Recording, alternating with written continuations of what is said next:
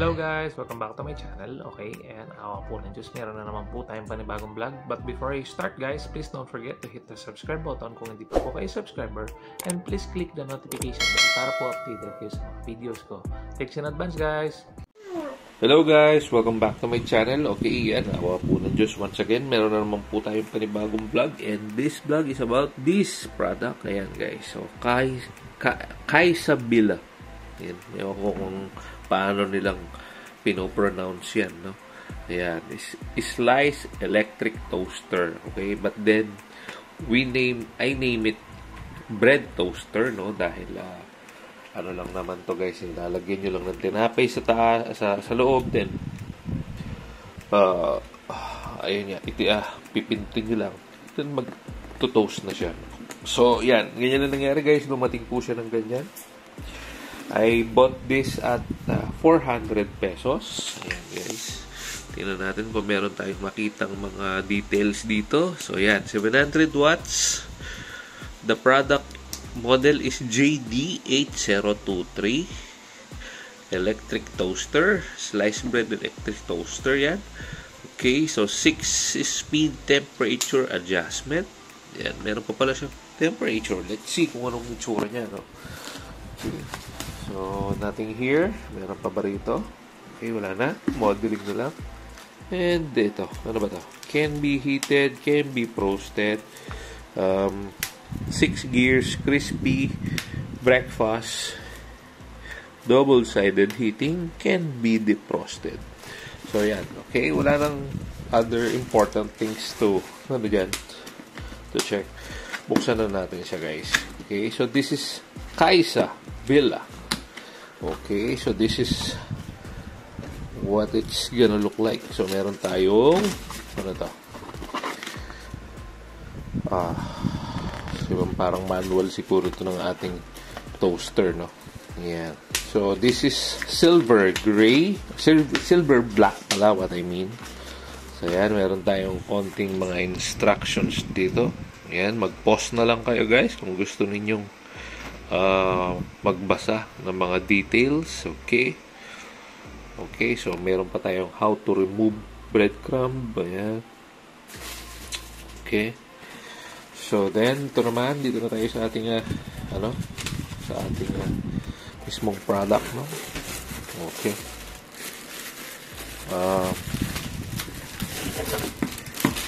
Okay. So, yan na, guys, no? Ganyan siya, naka-plastic siya, no, guys? Yan. Kaysa Villa. Meron siyang branding dito sa gilid. Yan, guys. So, kita nyo? Napaka-presentable ng itsura, no, guys? Sandali, guys, ha? Okay. So, this is its front, sideways pala. Sideways. So, yan. Meron tayong, what do you call that? Ano niya, ito yung parang, niya, temperature niya. Kung gaano siguro kalakas. So, 1 to 6 nga naman. 1, 2, 3, 4, 5, and 6, of course. 5 and 6, okay? So, yun yung sinasabi ko, guys. We'll put our sliced bread here. Then, ting! Pag meron na siya, maglalock na yan, patigurado. And then, it will heat, no? Yan. So, ganyan ang itsura niya, guys. Okay. So, tingnan natin, guys, ha? Ano naman, guys, what do you call this? Presentable, maganda yung yung itsura ng product, no.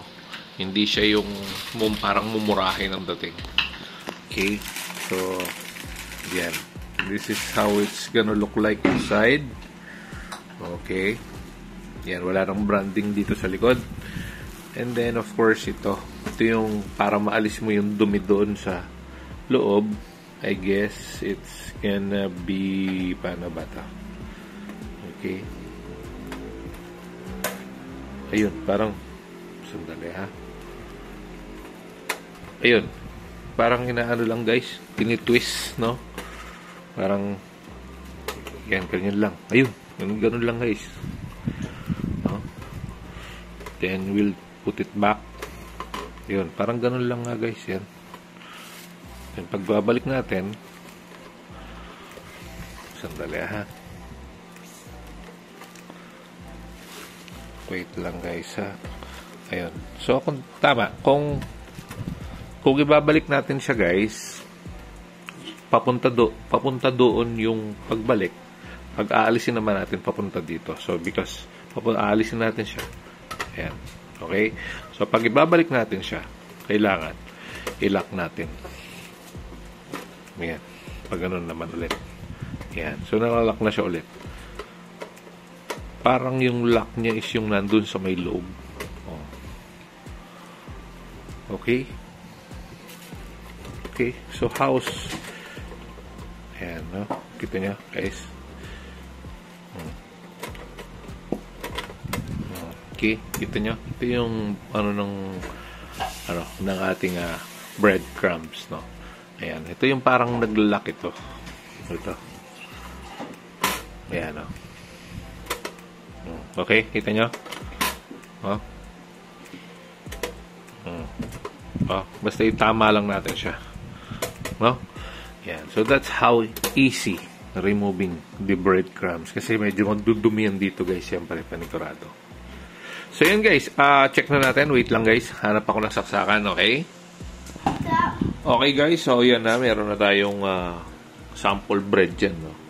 Wala akong makitang natin. No? Gagawin natin siya ng sample. Pero ayan guys. Nakasaksak na siya. So, ganito yan guys. Press lang natin to. Ayan. So, ayan guys. Ayan na. Pakabilis guys. Grabe. Tingnan nyo naman guys, oh. Okay. So, since lang naman to guys dami lang yan. So, number 2 nga natin. Tingnan natin kung ano niya. Napakabilis guys. Tingnan nyo naman. Oh. So, you also have the button here. You know, stop if you want to. Stop natin guys, ha. Okay. Oh, diba? It will stop. Napakabilis guys. Ang galing. No? So, ito kasi guys, inano ko siya dahil may palaman, no? May palaman kasi siya. Kaya, inano ko lang. Wala na kasi akong sliced bread sa bahay. Pero, ayun. Ang ganda, diba? So, meron tayong stop button dito. At number 4 yata yung ginawa ko kanina. Yung napakabilis mag-init ng loob, no? Very good. So, yun. I think, okay naman, no? Sandali. Alisin. Sandali guys, ha? Ayan guys, so nakikita nyo, meron na tayong mga breadcrumbs dyan. Yan yung hassle lang sa ganitong bread toaster. Unlike with bread toaster na tulad po ng ganyan, no? However, medyo mas malakas lang sa kuryente kasi ang laki-laki pa ng space bago niya mapainit yung buong yan. Compare dito guys, na kapag meron tayong sliced bread, no? Lagay lang natin dito, then press, then okay na. Diba? Ganun lang guys. Ganun lang katindi. Ganun lang ka ayan guys. Oh. Kita nyo naman guys. Oh. Napipress din pala siya kahit walang bread. Di ko alam guys. Sorry. So ayan oh. Number 2 guys. Oh, napaka-lakas pa rin eh. No? Number 1 ko nga lang. Tingnan ko kung mahina. Hihina siya. Oh. Wait Parang wala namang difference guys eh. Parang ganun din yung niya. Parang ganun din yung apoy ng ating bread toaster, no? So, tingnan natin kung isagad ko siya, ha? Yan, number 6 na yan, guys. Ayun. So, merong may super mild difference, no? Yung niya, yung heat, no? Ayan, iwan natin. Okay. Merong mild talaga kasi mararamdaman nyo personally na lumalakas yung heat niya. Pero hindi siya yung malakas na heat na compare sa pag number 1 at number 6, no? Pero anyway, ayun guys. So I think we're done. Yan na po ating vlog for today. So you have to try this guys. Maganda. Panalo. So yun guys, ang lakas. Nag-automatic siya. And I don't know why. Siguro naramdaman niya na tapos na siguro yung bread niya kung ganong temperature yung inilagay natin yung number 1. Number 1 yun guys. Yan. Number 1 yun. Pero yung start nun guys is number 6. So possibly yun ang reading nung temperature niya. Number 1, para agad na siyang tumaas, mag-automatic na siya. Kasi nararamdaman niya siguro na sobrang init na ng loob ng bread toaster. So yun guys, I think we're done. Yan na po ating vlog for today. So kung meron po tayong questions, huwag po tayong mag-hesitate, mag-comment. Try ko po itong sagutin sa abot ng aking mga kaya. Thanks for watching. Keep safe everyone. Thanks be to God. Bye for now. Bye!